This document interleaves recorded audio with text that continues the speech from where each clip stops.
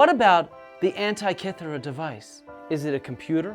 Had to rethink the history of technology completely as a result of this single object. We're going to look at the shipwreck that it's from.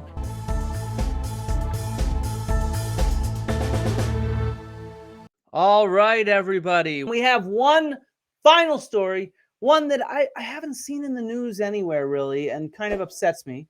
So let's dive into Antikythera. There we go. Boom, that's where Antikythera is, in between the mainland of Greece and Crete, about halfway. And this is what we're going to be diving into now.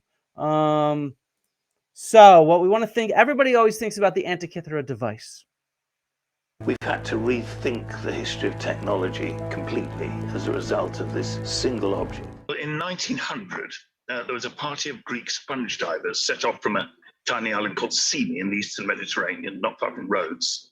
And they encountered a severe storm when they reached a small island called Antikythera, which is between Crete and mainland Greece. And so they sheltered from the storm. And when the storm subsided, the captain decided, we might as well see if there's any sponges in the local waters. And he sent the youngest diver down, a man called Elias Stadiatis. And Stadiatis went down. And he came up after just a few minutes. And apparently he was shaking in fear. He said he'd seen a heap of dead, naked people underwater. So the captain donned the diving suit, went down, and he found that the dead, naked people were marble sculptures scattered on the seafloor, along with a whole load of other artifacts. The story goes they debated whether to stay and maybe plunder the wreck, but they decided to go on with their sponge diving expedition, and they went back to Symi. And by some way, I'm not sure, the Greek authorities learnt of this discovery, and they then mounted the first ever underwater archaeology in history. The fragments were what was left of a mechanism that had consisted of at least 30 separate cogwheels, cut from bronze and housed in a wooden box. It was a sophisticated portable clockwork machine from the time of Archimedes. Scientists and archaeologists puzzled about what it could possibly be. From analysis of the position and number of teeth of the cogwheels, Derek Price, a British historian of science, eventually worked out that it was an astronomical device, which even had an instruction manual engraved on the side. It's an astronomical calculating machine, which means it has calendars on it so that you can set a date. And then it has outputs which show you elements of astronomy. I've described the back dials, but the most prominent thing are the front dials. And this is what the team that I've been working with, the UCL Antikythera research team, has been working on in recent years. And the front of the mechanism shows the positions of the sun, the moon, all the 5 planets they knew of in the ancient world. And it shows the phase of the moon. It may have well shown also the so-called nodes of the moon, which is in the eclipse prediction. So it had calendars which you set for some future date, and then it had outputs which give you all these astronomical outputs which show you the positions of the astronomical bodies and other aspects of the phase of the moon.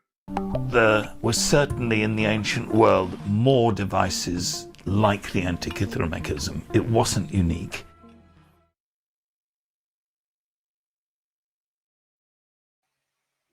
And that's the point that I think we need to emphasize. There would have been more of these. It was not unique. So let's point out why really quickly. First of all, it's in 82 different fragments, so it's a tough thing to put together. It's taken a century to really understand this kind of stuff, especially using high resolution 3D imagery that we can only do in the last few decades.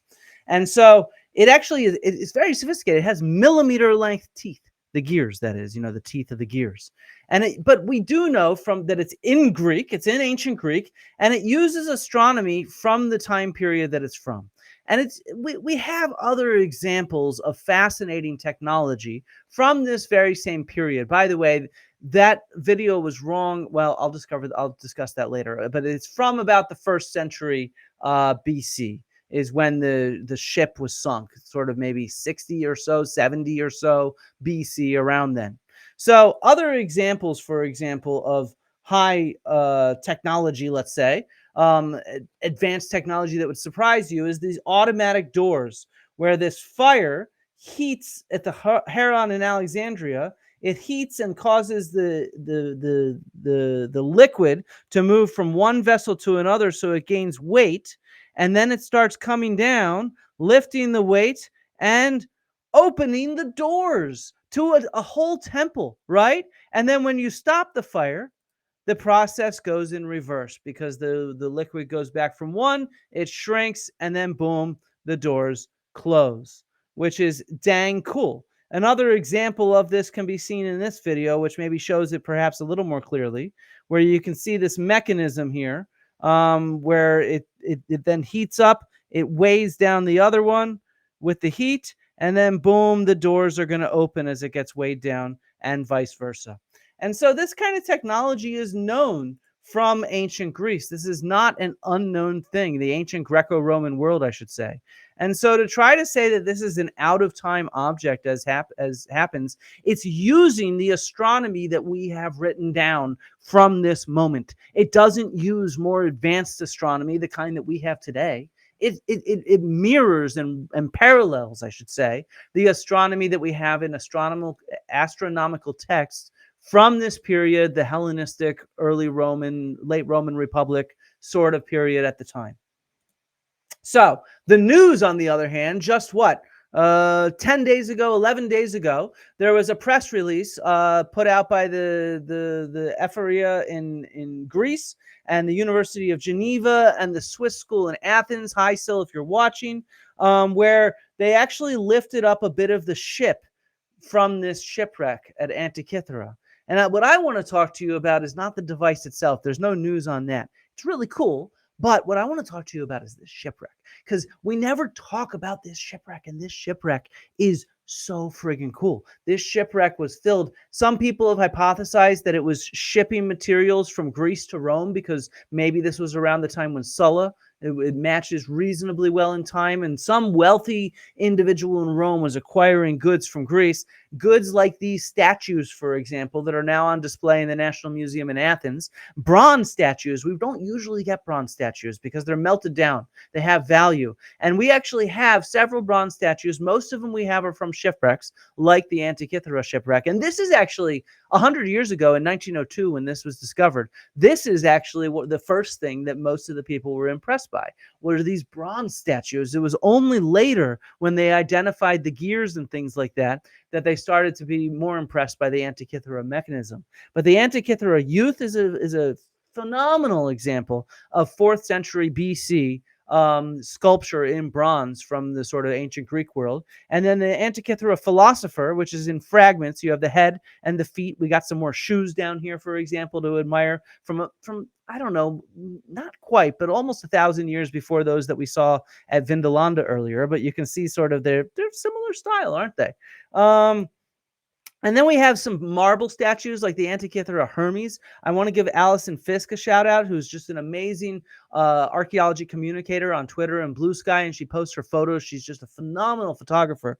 But what this shows is the vagaries of preservation. We've been discussing preservation throughout this entire episode at Vindolanda and now here, and you can see the difference just based on the millimeter of deposition and how something can get preserved. Underwater environments can be very anaerobic. It's the moisture and the right environments underwater that preserves things like the shoes we saw at Vindolanda, or, for example, that can protect marble or the wood or the bronze that we have from the Antikythera shipwreck. On the other hand, if they're buried just off-kilter enough, well, then they're going to be etched away by the organisms, the microorganisms that exist in the sea. And that's why you see this just stunning preservation of the Antikythera Hermes, which I just think that is so cool. And so wait, that's not where I wanted to go yet. I wanted to go to a few websites, because a lot of the material that the that they have online is on their website. I'm going to put this in here. Antikythera.org is where you can go to learn more about the Antikythera project. The project is still ongoing, so it's not fully published, but the directors of the project are Dr. Angeliki Simosi and Professor Laurence Bomer. And I hope one day to maybe do a collaboration video with them about their ongoing underwater excavations, because they're running a project called the Return to Antikythera. And the way you can really check it out in detail is on their YouTube, which I'm also going to post in here. Someone asked, what was all that stuff doing on the ship? Yeah, it looks like it was probably going from east to west, so it was transporting valuables from the Greek world to Italy, the Roman world. So this project, Return to Antikythera, got started in 2014. Let me find the video. And they actually did a whole bunch of mapping in 2014. And they used this submersible, which was the autonomous underwater vehicle from the Australian Centre for Field Robotics, where they mapped out the entire area at a depth of 55 meters where this shipwreck was discovered 100 years earlier. Jacques Cousteau, by the way, returned and also did a little bit of excavation at some point. And so doing that, they put together, let me find it. They started to put together these sort of images. Yeah, the images are stunning. Don't get me wrong. But they started putting together the map of the region, the topographic map, so that they could start targeting where to do further investigations, where there would be the likelihood of decent preservation, which, as we discussed, is the key thing. It's about preservation. And underwater environments are great, but it can vary from just one area to another area to another area, of course, right? And so that was the expedition in 2014. And then they went back in 2015 and they did some more mapping. And then they finally started doing some excavation in 2017. Let's see if we can find it. Some money shots. Here we go. Here they are diving down. Not yet. They're not low enough. Come on. No. So these are the sort of ways that they'd excavate using a kind of like a suction system. So they've now targeted where to excavate, doing those 2 seasons of mapping. And now they're finding all sorts of really cool stuff, different kinds of amphora. So this was a transport ship that had cargo with it. They're obviously using metal detectors to be able to find more bronzes. And look at all the stuff that the cargo of this ship, and they can study these amphora to better understand trade. Amphora, by the way, are those storage vessels. They would have probably contained wine or olive oil or salted fish, something like that. And so here they are. They're getting so many different kinds of things to be able to put together what was going on with the ship, to better understand the economy and imperialism, of course, at this time, as the Roman Empire has started to control the Greek world and to do more.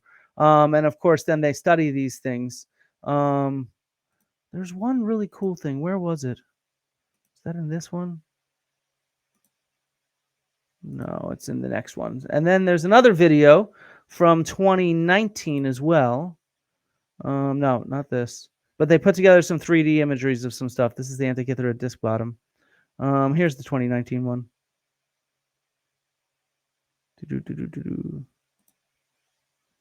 Here you go. This is like they're able to figure out the new styles of amphora that are on there, like from the island of Kos. So this is a different style than they already knew on there. And just look at all this material that they're able to uncover from this. It's just quite phenomenal. There's one more thing, I think. Here we go. They saved the best for last, of course. Look at this.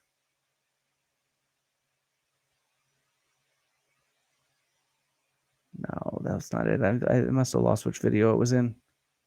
They had another sort of metal object. But here you go. This is some of the timber from the Antikythera ship. So they're able to better understand ancient ships as well by studying the wood. I think it was made from elm, if I'm remembering correctly, that it was made from. And so for the first time this year, they lifted up a phenomenal piece of this, a much larger piece. And so this is what they're doing now. And this should definitely be in the press more. And so, yeah. So, by the way, if you're curious, this is where it's located, off the island of Antikythera. So it's quite close, and it's in these waters that are not too deep, but still preserve it quite well. And so, yeah, so it's kind of cool. They did this technical feat. They've also found more new sculpture fragments. Let me see. They have some pictures here of the finds from this year. So this is from 2025. They don't have a video on this stuff yet, but some really quite nice stuff that they've lifted up. It's a really, really cool project. I'm envious of all the cool stuff that they're finding while I'm stuck here ill. But at least I get to chat with you guys, a few of my favorite friends. Look at this. You can see the foot, the toes right here. So the foot of a sculpture that they'll be able to clean and things like that. Isn't that so cool? And then all these different amphora. Oh, another thing they found this year was this grinding vessel, which they'll be able to analyze, and it'll tell them more about the diet of the sailors on the ship, because it would have been for consuming the food during the journey, which is also quite cool. So yeah, so they're able to put together this kind of stuff in a whole new way. And yeah, so that's my last story for today. So you do your part by liking and sharing, and I'll do my part by trying to keep producing quality old news with Flint Dibble, in addition to my normal live stream conversations and videos. So long all. Love and archaeology to everybody. Are you tired of all the news? There's just so much going on in the news. Like, look at the size of this ancient Roman shoe. This is what we're here with for old news with Flint Dibble. We're gonna look at this shoe that apparently perplexes archaeologists. Or does it? We're not perplexed at all, in fact. Beyond that, we're gonna look at how shifts in the magnetic poles tens of thousands of years ago that ancient humans and Neanderthals adapted to. Or what about the Antikythera device? Is it a computer? Had to rethink the history of technology completely as a result of this single object. We're gonna look at the shipwreck that it's from, and finally, we're gonna check out some of the most amazing boar feasts that ever happened 10,000 years ago in Southwest Asia. Stay tuned for the very first episode of Old News with Flint Dibble. And I'm Flint Dibble. See you soon.